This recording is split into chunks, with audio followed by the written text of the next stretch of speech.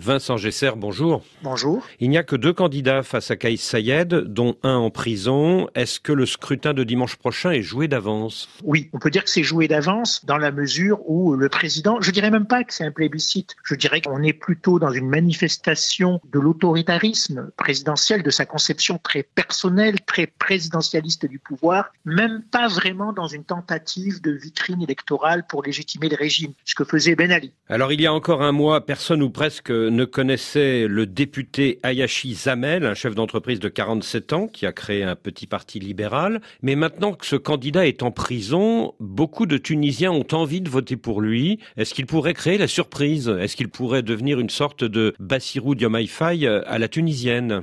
Créer une surprise peut-être par sa publicisation, du fait qu'il devient un peu, excusez-moi le terme, une sorte de martyr électoral. C'est-à-dire qu'effectivement, il est le nom qui ressort le plus, alors que vous le dites très bien, il était totalement inconnu, parce qu'il y avait quand même 3 challengers qui ont été interdits, qui eux étaient au contraire des figures extrêmement connues du spectre politique tunisien à l'époque de Ben Ali, mais surtout au moment de la démocratisation. Donc Hayachi Zamel, c'est devenu le symbole d'une sorte de, entre guillemets, résistance électorale à monsieur Kais Saied, mais résistance entre guillemets. Donc il n'y aura pas de surprise. Monsieur Kais Saied contrôle totalement le scrutin. Est-ce qu'on sera dans du 90%, dans du 80%? En tout cas, il n'y aura pas de surprise électorale, mais plutôt un unanimisme présidentiel. Du moins, c'est ce que représente le président, l'idée qu'il est en communion avec le peuple, que les élections ne servent à rien. Car faut-il le dire quand même, M. Kais Saied passe son temps à dévaloriser le principe de la démocratie parlementaire. Il n'y croit pas. Et ces élections sont une étape supplémentaire dans ce qu'il appelle l'entreprise de redressement de la Tunisie face à une classe politique qu'il considère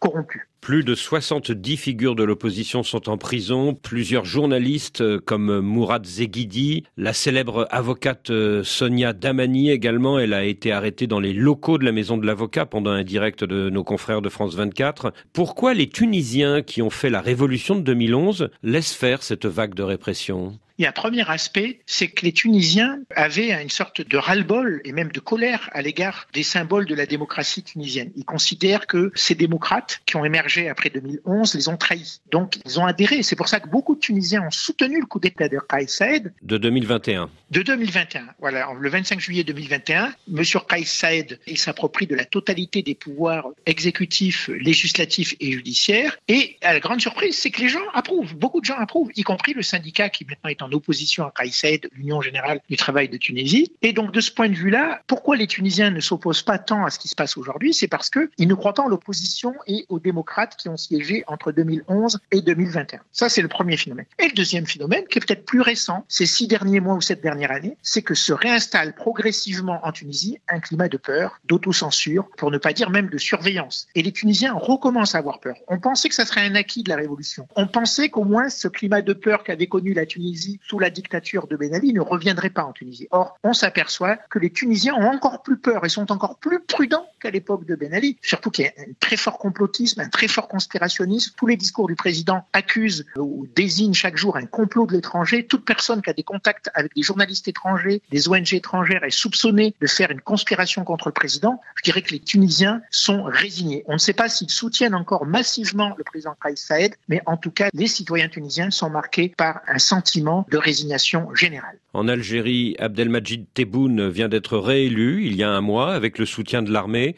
Est-ce qu'on assiste au même phénomène aujourd'hui en Tunisie avec Kais Saied ?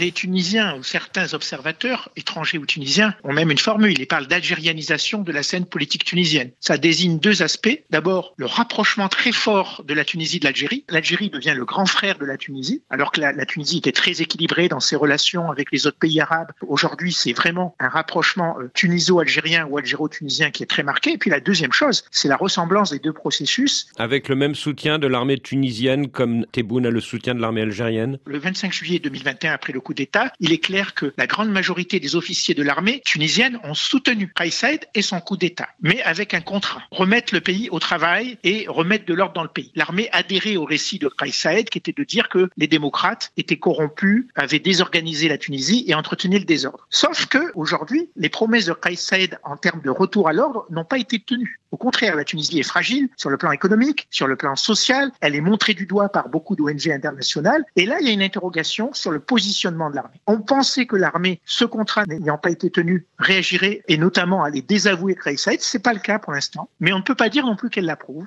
Elle aurait souhaité que ces élections probablement se déroulent de manière plus transparente, peut-être pas démocratiquement, mais de manière plus raisonnable, avec un semblant de vitrine démocratique et électorale. Ce n'est pas le cas. Donc, je ne dirais pas qu'on est tout à fait dans la même position que l'Algérie, d'abord parce que l'armée tunisienne n'est pas aussi forte que l'armée algérienne. Elle n'a jamais contrôlé le pouvoir comme ça s'est fait en Algérie pendant plus de 50 ans. Le seul point commun, c'est qu'effectivement, elle a soutenu le coup d'État et qu'elle a soutenu Kais Saied jusqu'à aujourd'hui. Mais point d'interrogation, dans l'armée, semblerait-il qu'il y a quand même des voix qui commencent à se demander si pourra faire l'affaire pour maintenir l'ordre dans le pays. Le souci de l'armée tunisienne, c'est l'ordre. Et si M. Kais Saied, par ses discours conspirationnistes et complotistes, venait à menacer cet ordre et surtout venait à avoir une si mauvaise image, y compris vis-à-vis de ses partenaires étrangers, il est probable que l'armée prendrait une décision. Mais on n'en est pas là. Voilà. Vincent Gesser, merci.